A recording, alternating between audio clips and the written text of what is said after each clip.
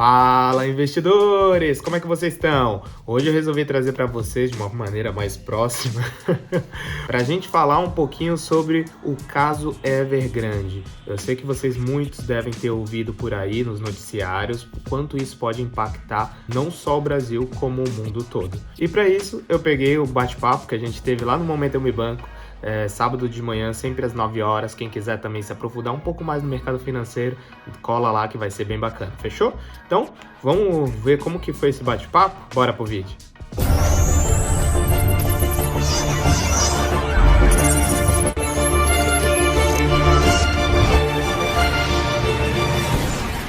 Indo para a China, a gente tem o caso da Evergrande, que é um caso que ele vem de 2019, na verdade.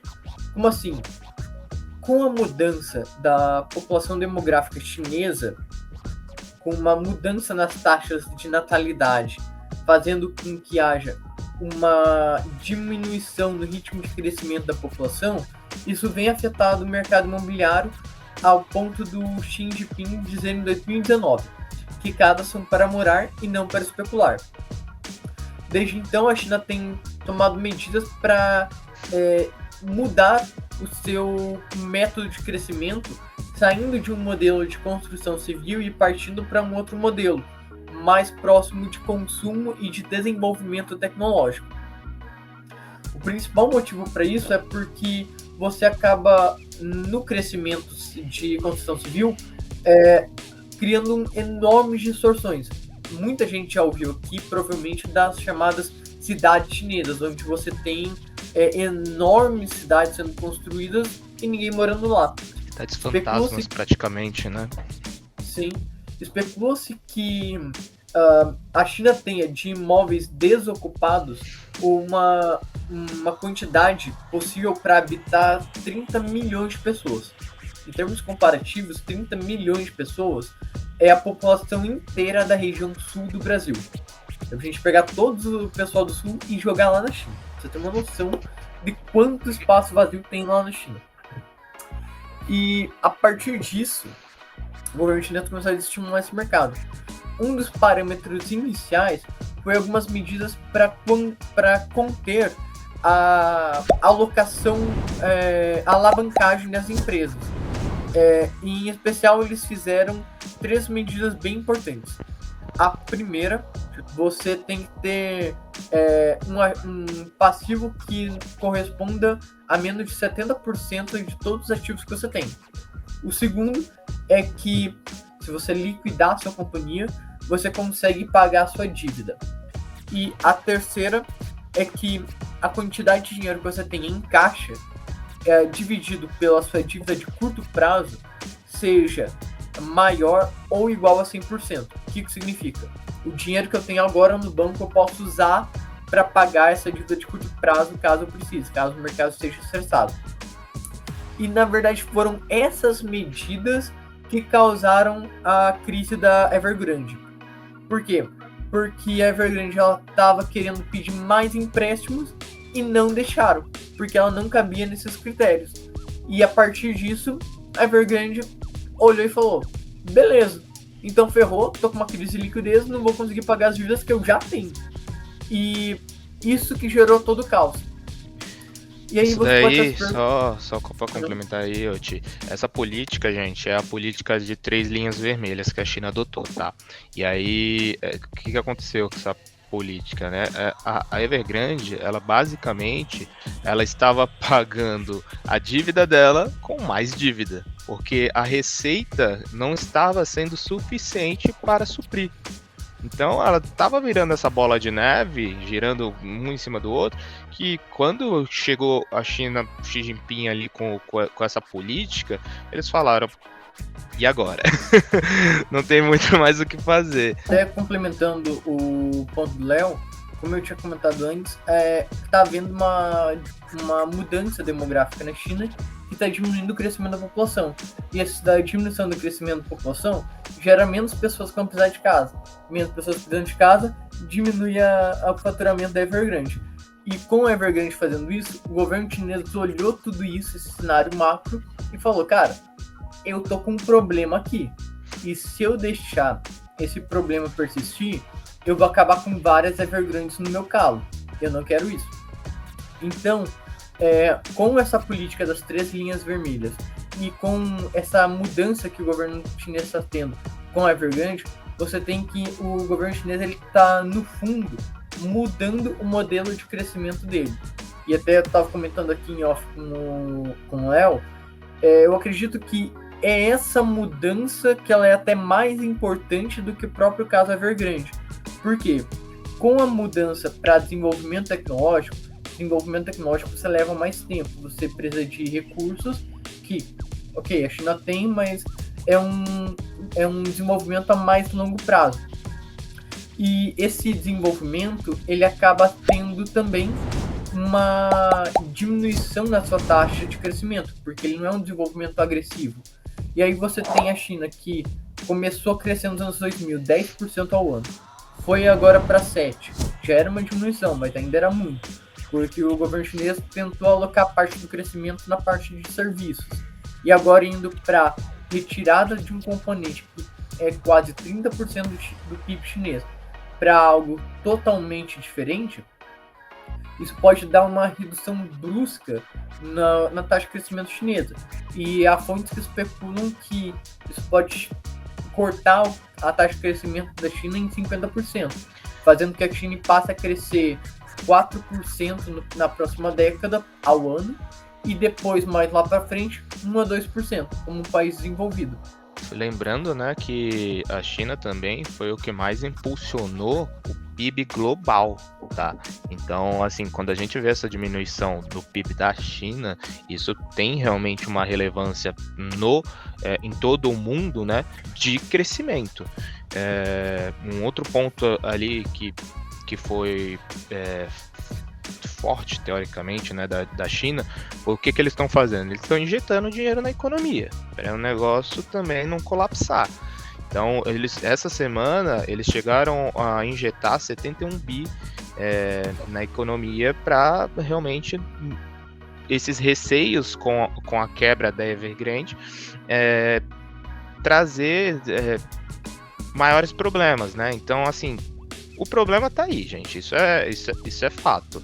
Agora, o receio maior é como que vai finalizar, né? A Evergrande vai decretar falência, ela vai conseguir reestruturar a sua dívida, o governo ele vai intervir e pegar o controle da empresa de alguma forma.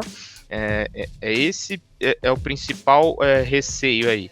E tem pessoas, analistas, né, que dizem, inclusive, que talvez a China use a Evergrande como um grande exemplo, porque várias incorporadoras estavam ali tomando crédito atrás de crédito e meio que sendo irresponsáveis, né, com a entrega realmente, né, com o desenvolvimento sustentável. Então, essa é uma preocupação e para talvez servir de exemplo, talvez a Evergrande pague, ou aí vamos ver o que a China vai preferir deixar ali centenas de pessoas que compraram, centenas, eu tô falando no mínimo, milhares, milhões, não sei exatamente o número, de pessoas que compraram seus imóveis e que ainda não receberam, né? Então, já algumas projeções sobre isso. Até vendo essa mudança de modelo de crescimento da China, está tendo uma grande consideração que a China vai fazer o seguinte: quem comprou imóvel, a China vai fazer a Evergrande acabar esses imóveis que as pessoas já compraram. Porque é muito comum no ramo imobiliário você primeiro vender para depois construir.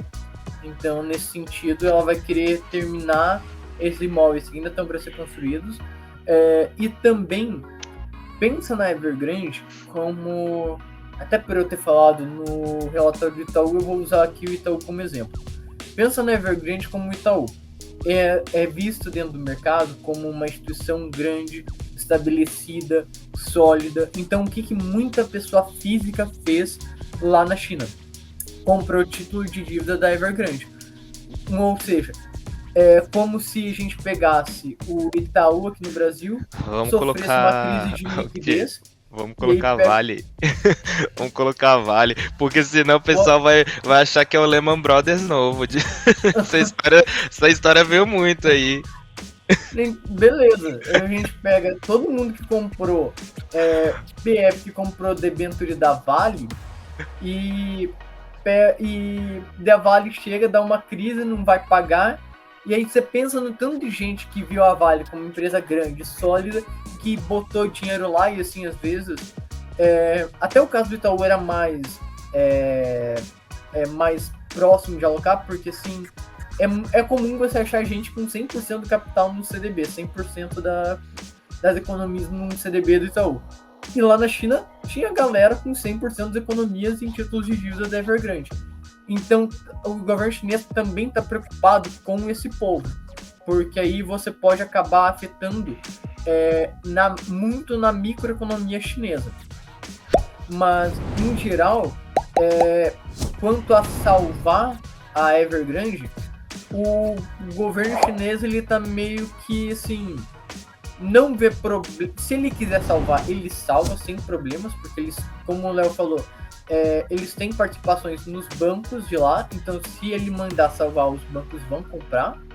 Agora, eles também não estão assim com humor para querer fazer isso, sabe? Então não dá pra gente prever o que eles vão fazer, né, gente? Esse é o ponto. Existem diversas hipóteses, diversas análises do que a China pode vir a fazer, né? Mas o que vai efetivamente fazer, a gente não sabe. A diferença básica até dessa questão do Lehman Brothers aí, que muitos citaram, é que era um banco, tá, gente? No Lehman Brothers. Apesar de ter a questão das dívidas hipotecárias, aqui é uma incorporadora, existem projetos em andamento, enfim, é diferente, entendeu? Então, mas como que isso pode impactar no Brasil? Eu cheguei até a fazer um post lá, né, para trazer isso realmente aí pro mundo real, né, do que realmente pode nos impactar, que basicamente eu citei 3 pontos ali que são possíveis, tá, gente? Redução do PIB, e talvez um aumento do desemprego. Por que isso pode acontecer no Brasil, gente? A China é o nosso principal parceiro comercial. Então, se há uma redução, uma desaceleração da economia chinesa, redução de compras, dessa negociação com o Brasil, isso pode impactar as empresas aqui do Brasil, reduzir o nosso PIB, e com isso empresas não vendem, empresas não faturam, empresas não geram emprego, empresas fecham. E com isso pode realmente reduzir o número de empregos, aumentar aí o desemprego. É um dos pontos que podem acontecer. Segundo ponto, aumento do preço do minério de ferro. Isso daí, como a principal compradora de minério de ferro do Brasil é a China, empresas como Vale, Gerdau, CSN, acabam sofrendo bastante com isso. Entendeu? E aí preço sobe, aumenta custo de construções, reformas, materiais de construção. Isso também é um impacto que pode vir a acontecer. E o terceiro impacto é talvez o aumento do dólar. Uma possível crise na China, isso daí pode vir a fazer os investidores tirarem dinheiro dos emergentes e buscarem posições mais seguras, como no dólar, por exemplo. Então isso também traria aí um aumento no dólar. Bom, eu espero que vocês tenham entendido um pouquinho mais do que aconteceu de fato nesse caso e que isso tenha agregado de alguma forma na sua vida. E se você quer ficar por dentro sempre das notícias, do que está acontecendo sobre economia, investimentos e bastante conhecimento, sempre me segue lá no Instagram, Sans Capital, e não deixe de nos acompanhar aqui nos vídeos do YouTube. E não se esqueça, né, gente? Deixa o like, se inscreve e ativa as notificações, tá bom? E é isso, conto com vocês sempre e deixe seu comentário. Diga aí o que você achou, porque eu tô aqui realmente para contribuir aí com a vida de vocês. Tamo junto!